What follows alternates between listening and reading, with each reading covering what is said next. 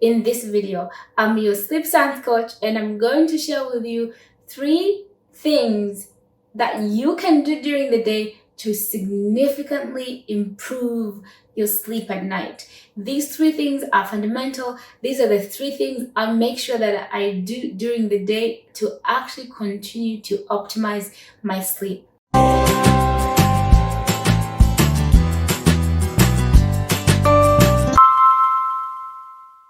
The first thing you can do during the day is definitely to go ahead and get that sunlight exposure. Research shows that light influences our circadian rhythm and therefore our sleep cycle. And so, light signals the brain to influence the brain to either turn on sleep or turn off sleep, to either produce sleep hormones or daytime hormones.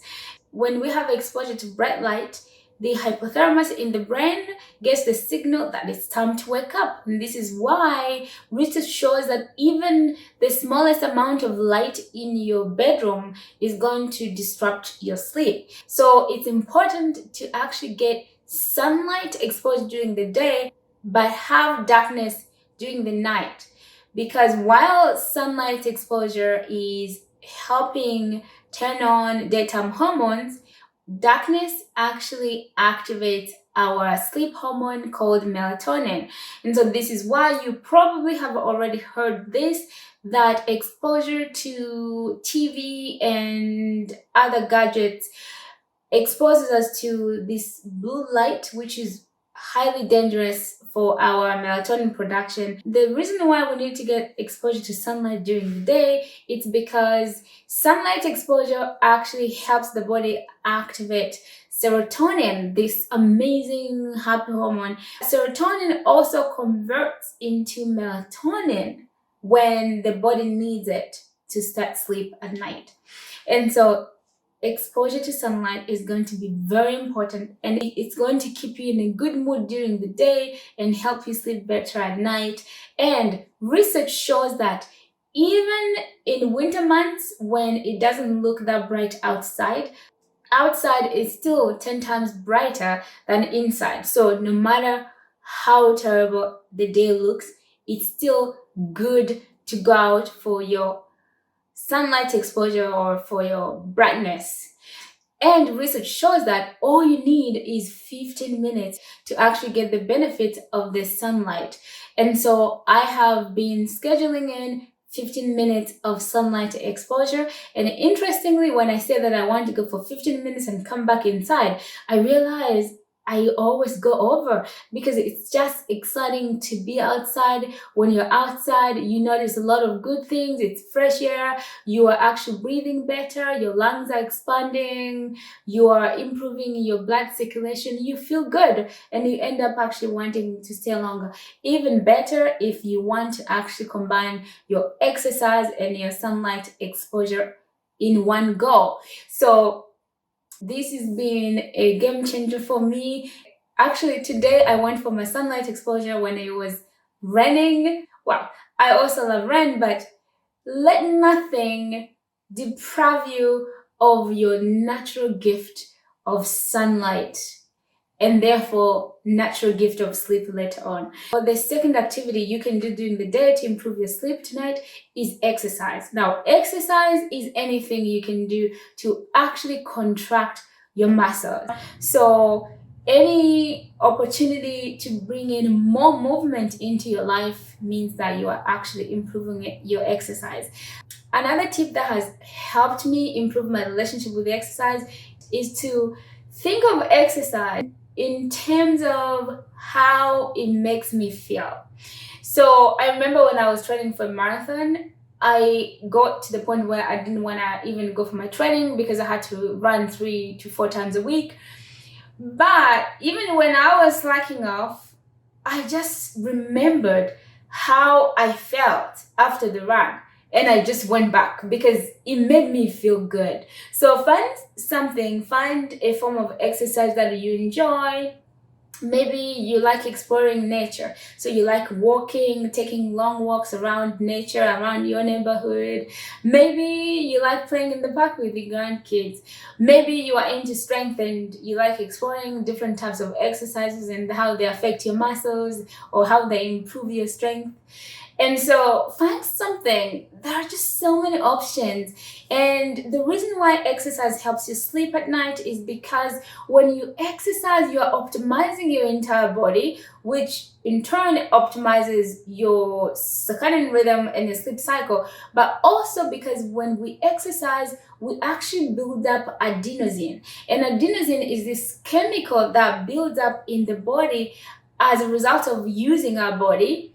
And so then when we have a lot of adenosine in our brain, it acts as sleep pressure. And the accumulation of adenosine signals the brain to remind the body that it's actually time to sleep. And so when we exercise, we are actually maximizing our adenosine levels, and then by the time it's time to sleep, we just can't wait. You hit the bed and the next thing you're already asleep. On average, for healthy individuals, it will take 15 to 20 minutes before falling asleep. And if you have done a lot of activity during the day, you have exercised, you've gone out to enjoy your sunlight, you will realize that it's so quick for you. You will go to bed and you actually fall asleep right away. Of course, that's assuming that you don't have any other major issues preventing your sleep. And the third activity that you can do during the day to improve your sleep later on is meditation. My friends, meditation is so amazing. And I know that meditation means different things for different people. But when you think about meditation, is that stillness and allowing your brain to calm down and engage with your thoughts in some way, getting away from the craziness, the busyness, the overwhelm, and finding calm and stillness. Always think about what can I do to slow my thoughts down. Research shows that the more you meditate, the more you train your brain to calm down when you want it to calm down, because we need a calm mind and a relaxed body in order for our sleep cycle to begin. When you meditate during the day, you're going to notice that when you actually need to transition from the craziness of the day into relaxing your mind and body so you can sleep, it's going to be much easier for you. I have meditated and I've got to the point where I would literally just come down and visualize in my mind, be able to visualize myself like being in Mexico or someplace. That level of calmness is achieved just through allowing yourself to calm down. And I have adopted this practice to constantly spare away at least 10 to 15 minutes in my day to just stay calm. Not for nothing, it's all about slowing down our thoughts. And I know that in the beginning, it might just seem like being with yourself without anything, but try it. You can start by 5 minutes of stillness. You can let go of the need to feel like you need a phone or a book. You can just be there, just with yourself, with your thoughts. And it's never about chasing or fighting your thoughts. It's just really seeing your thoughts as they are. I like to think of meditation as watching clouds in the sky. You see your thoughts, you observe them, you see them without judgment, without thinking about them or connecting them to anything. You're just acknowledging that you're just being, and you focus on your breathing. You can focus on what you see, what you hear, what you smell, what you touch, and what you taste. Bring in all your five senses. So, my friends, in this video, I've empowered you with 3 activities that you can do during the day to significantly optimize your sleep at night. And these activities have been game changer. I make sure I practice them every day in order for me to look and feel rejuvenated every day. The first activity you can do is going for sunlight exposure. 15 minutes is good enough if you're busy to actually give you the benefit. And don't be discouraged by the weather, because even when it looks really dark outside, the brightness outside is always 10 times better than inside. And the second activity that you can do is exercise, because exercise makes us feel good and optimize our health in order to actually improve our sleep, and also because exercise helps us build up adenosine, and adenosine actually increases our pressure and desire to sleep.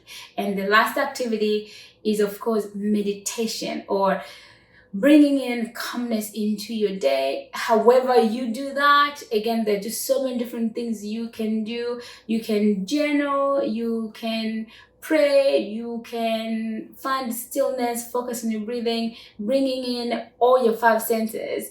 And when you do these 3 things, your sleep is going to improve. And these are not hard to do.